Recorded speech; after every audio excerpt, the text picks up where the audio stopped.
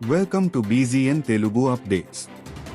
CM Revanth పై కేంద్ర మంత్రి, బీజేపీ తెలంగాణ రాష్ట్రాధ్యక్షుడు కిషన్ రెడ్డి విరుచుకుపడ్డారు. అబద్ధాలు చెప్పడంలో రేవంత్ కి ఆస్కార్ అవార్డు ఇవ్వొచ్చంటూ మండిపడ్డారు. రిజర్వేషన్లపై కాంగ్రెస్, రేవంత్ రెడ్డి పదే పదే పచ్చి అబద్ధాలు చెబుతున్నారని ఆరోపించారు.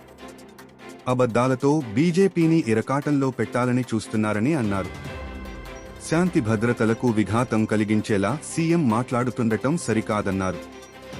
అయితే రిజర్వేషన్ల విషయంలో ప్రజలు కాంగ్రెస్ నేతల మాటలు నమ్మడం లేదన్నారు. బీజేపీని గెలిపించడానికి ప్రజలు సిద్ధంగా ఉన్నారని అన్నారు.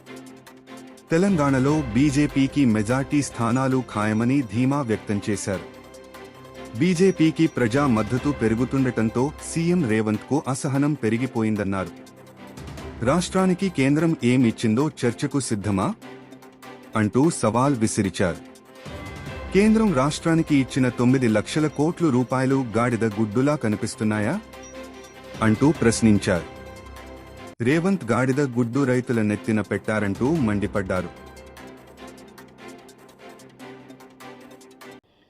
ఈ యొక్క అబద్ధాలు మాట్లాడడంలో, అబండాలు వేయడంలో, తప్పుడు ప్రచారం చేయడంలో ఈరోజు కేసీఆర్ కుటుంబానికి, రేవంత్ రెడ్డికి ఆస్కార్ అవార్డులు ఇవ్వచ్చు. దానికి మంచి సూట్ అవుతారు ఇద్దరు కూడా. నిజంగా రేవంత్ రెడ్డి ఆ రోజు అసెంబ్లీలో మాట్లాడుతున్నప్పుడు మేము కేంద్ర ప్రభుత్వంతో సఖ్యత, ఇప్పుడేమంటున్నాడు, ఏమిచ్చింది తెలంగాణకు గాడిద గుడ్డు అని మాట్లాడటము ఒక ముఖ్యమంత్రి స్థాయికి ఏ రకంగా. నేను ఉత్తరం రాశాను. నేను చాలా ఈరోజు మళ్ళీ చెప్తున్నాను రేవంత్ రెడ్డి గారికి, నువ్వు ఎలక్షన్స్ తయారైన ఎలక్షన్ల తర్వాత కూడా సిద్ధంగా ఉన్నాను.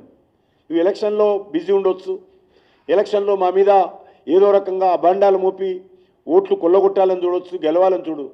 ఎలక్షన్ల తర్వాత కూడా భారతీయ జనతా పార్టీ తరఫున లేక కేంద్ర ప్రభుత్వం తరఫున అయినా సరే, అప్పటికి ఏమవుతుందో తెలియదు కాబట్టి భారతీయ జనతా పార్టీ తరఫున అయితే ఖచ్చితంగా మేము తెలంగాణకి ఏమి ఇచ్చామో, రేవంత్ రెడ్డి గాడిద గుడ్డు ఎక్కడి నుంచి తెచ్చాడో, ఏ గాడిద గుడ్డు పెట్టిందో ఆయనకు, ఏ గాడిది గుడ్డు పెడితే ఆ గుడ్డు ఆయన దగ్గరకు వచ్చిందో, ఆ గుడ్డు తీసుకొని తల మీద పెట్టుకుని ఏ రకంగా ఊరేగుతున్నాడో, దీని మీద చర్చకు సిద్ధంగా ఉన్నాడు. Thanks for watching BZN Telugu.